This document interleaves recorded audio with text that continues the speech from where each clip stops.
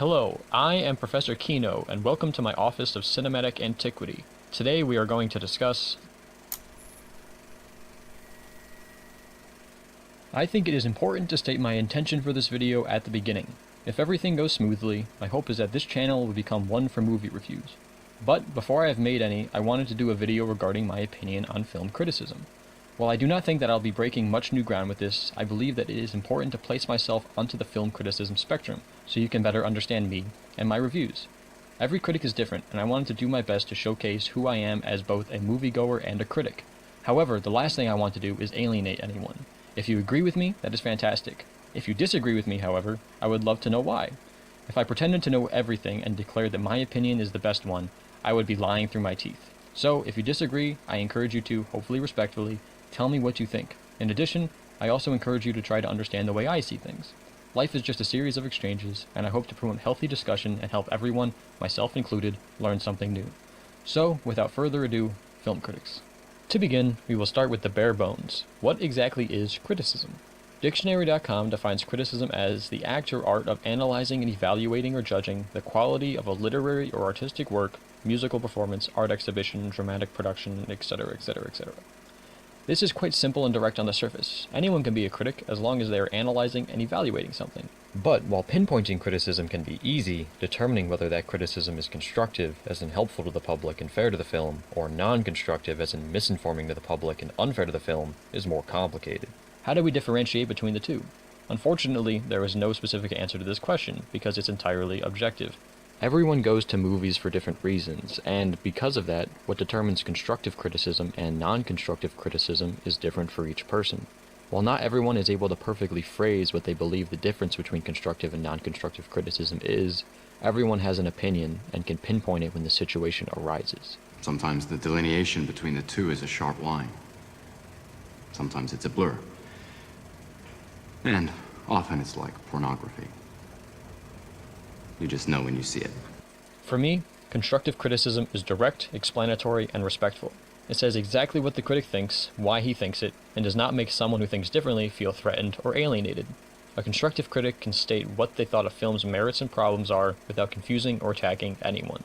Not everyone needs to agree with the reasoning and/or conclusion given, but as long as it is clear, informative, and does not demean anyone else's opinion, then I personally think the critic succeeded in doing what a critic should. Educate the public on a film, and then provide a concise, albeit personal, and informative conclusion about it. Conversely, non-constructive criticism is whatever fails to achieve this goal. Non-constructive criticism uses flashy, convoluted, and vague words and phrases that confuse the public, or extreme words and phrases that alienate those with different opinions. Now, I have nothing against people injecting their own personality into a review, but when it is at the expense of respect, substance, or clarity, then it ends up undermining the entire criticism. Before digital media, this non-constructive criticism was easier to avoid. When looking for a film critic's review, the public would need to specifically seek it out.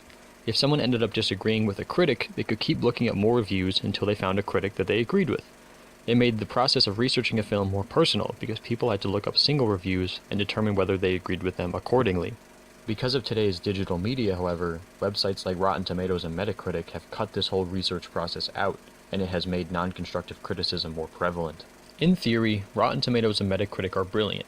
The research process did take time, and people had to read through hundreds of reviews to get the same information that these sites provide in seconds.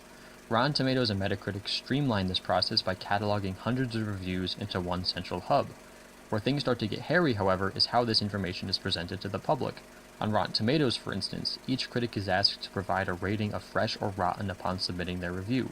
Rotten Tomatoes then takes these ratings and finds the average of them to reach a final tomato meter score out of 100%. Everything 60% or higher is labeled fresh, and everything 59% or lower is labeled rotten. This score is then put front and center on the corresponding movie's page, followed by a one-sentence blurb that sums up the hundreds of reviews. This, in and of itself, brings out many of the aspects of non-constructive criticism. The tomato meter is flashy, the summary is vague, and the final score is flawed. Instead of providing the public with actual insight into a film's strengths and weaknesses, the public is only told whether a film is good, fresh, or bad, rotten, without any real context. This process skips the whole analysis part of criticism. To make matters worse, the critical reviews that could clear up this confusion are pushed down the page, and each critic is only allowed a short statement to reinforce the conclusion of fresh or rotten. Each critic's complete review is then made available through a tiny link next to each of these statements. This has exacerbated the whole Rotten Tomatoes problem. Each critic wants people to look at and read their whole review, so they make the Rotten Tomatoes statement flashy and extreme to attract interest. In other words, the critics self-promote with loud and bombastic language to get noticed. In the end, Rotten Tomatoes removes the whole process of finding a reviewer who educates and shares an opinion with a moviegoer by replacing it with a simple good or bad formula, along with a string of confusing, flashy, and extreme statements. This leaves little to no middle ground, and the whole thing makes me feel like Michael Keaton in Birdman. You know, what has to happen in a person's life for them to become a critic, anyway? What are you writing, another review? Is it any good? Is it? Is it bad? Did you even see this? Let me read it. I will call the police. Call the police. Let's read your fucking review. Callow. Callow's a label. Just, lackluster. That's just labels. Marginal, are you kidding me? It sounds like you need penicillin to clear that out. That's a label too. These are just all labels. You just label everything. That's so fucking lazy. You're a lazy fucker. You're a lazy. You know what this is? You don't even know what that is. You don't. You know why? Because you can't see this thing if you don't know how to label it. You mistake all those little noises in your head for true knowledge. Are you finished? No, I'm not finished. There's nothing in here about technique. There's nothing in here about structure. Nothing in here about intention. It's just a bunch of crappy opinions backed up by even crappier comparisons. You write a couple of paragraphs, and you know what? None of this costs you fucking anything. You risk nothing. Nothing. Well, I'm a fucking actor.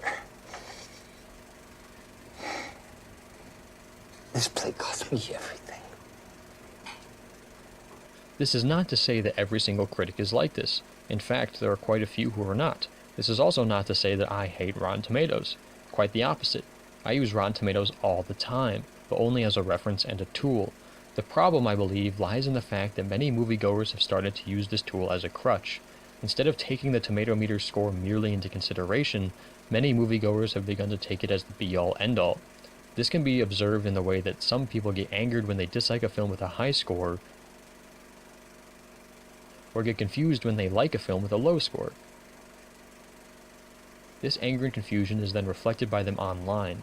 It has often been said that everyone is a critic, and this has been made even more true by the creation of social media, an outlet that tells people they can share everything with everyone all the time. But now that anyone, myself included, is able to be a critic, the question that many have is, how should I do it?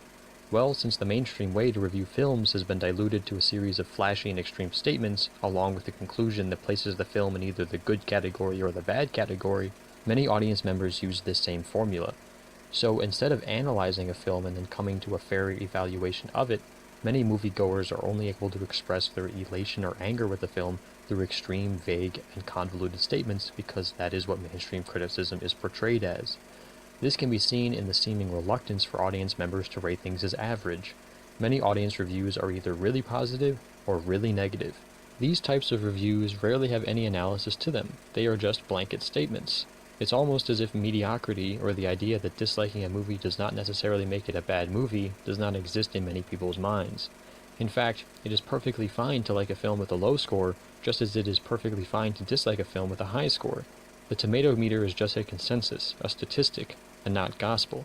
The reason that all of these issues are present, I believe, lies not with the moviegoers and the everyman critic, but with the way that criticism has evolved in our digital age. To conclude, I have a few ideas for how we can make film criticism the way I think it should be. Firstly, we need to encourage critics, both professional and amateur, to review films in a clear, concise, and respectful way.